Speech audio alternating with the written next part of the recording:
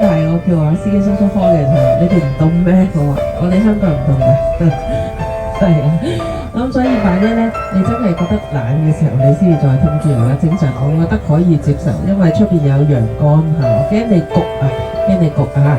咁所以咧，咁我哋而家咧一早咧就開車係啦，離開呢一個仁川嘅永中島係啦，咁就去呢一個首爾嘅近郊啊，係啦，首爾嘅近郊就去一個叫做義皇嘅地方，義皇市，義皇市。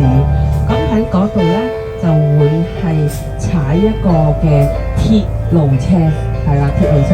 咁如果你以前嚟學過有踩過呢啲鐵路車咧，其實形式一樣，不過嗰個景觀唔同嘅。因為同你哋有啲傾過偈話，我之前去過江村啊，去邊度踩啊嗰啲嚇，咁就形式都係一樣，只不過你中間睇嘅嘢唔同咯。咁呢一個嘅話咧，佢就係圍繞住一個叫做自然生態區啊，一個湖啊，係啦，嗰個湖圍住個湖去建設而成嘅。咁所以你沿途睇嘅話咧，都係一啲譬如係自然生態區啊、公園啊、湖景啊，類似咁樣啦，類似咁樣啊。咁有冇團友未踩過嘅？係啦，未踩過，應該有團友去過，但係未踩過，係咪？去過未踩過，坐過嗰架車都未踩過，有啲因為咁嗰架車咧，佢其實就係好似我哋以前香港嗰啲家庭式嘅單車咁嘅形式一格嘅，正正方方，只不過佢就鎖喺嗰個鐵路上邊，鎖喺個鐵路上邊，前邊兩個位，後邊兩個位，簡單啲就好似咁樣一卡咁樣，係啦，好似咁樣我哋4個位一卡咁樣。咁所以咧，陣間咧，我哋就會幫你安排翻就4個人一架車，係啦，4個人一架車。咁我哋20個人咧就4、5、20就啱啱好5架車嘅，5架車嘅嚇。咁就坐邊個位都冇乜所謂啦。咁但係你哋坐定咗個，因為反正4個位都有腳踏嘅，明我意思嘛？係因為當時你哋驚死啦，邊兩個係有腳踏，邊兩個冇腳踏。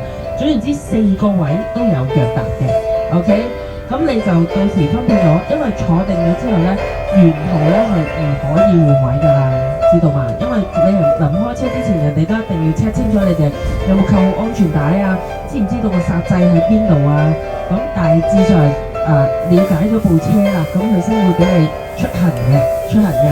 咁其實嗰架車就好簡單嘅，4個人坐咗喺度之後咧，我整佢度會指俾你睇邊一度係個煞掣嗰個迫力啊。其實就係等我哋單車嗰個手掣咯，係啦。咁嗰個係預防萬一你咩咧？遇到前邊嘅車準備撞埋去嘅時候，你就必須要撳煞掣咯，係啦。咁如果如無必要嘅話咧，就可以唔需要成日走去撳停車㗎啦。因為你記住，你完全將部車剎停咗嘅話咧，即係代表你要重新啟動過。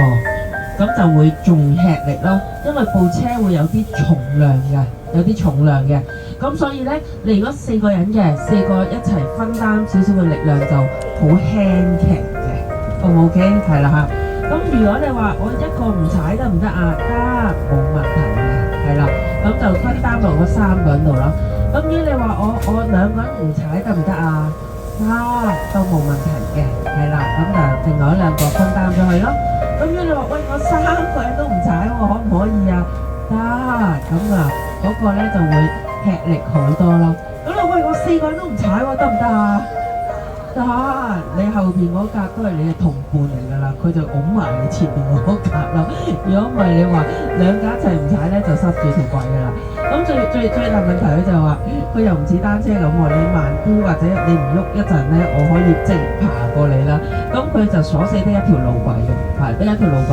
咁所以如果你話即係最辛苦就係起動嗰架車啦，因為有個重量啊，同埋雖則呢個義皇呢一個嘅鐵路車係即係喺韓國嚟講都叫做唔舊嘅，即係比較新少少啊。呢條線路啊。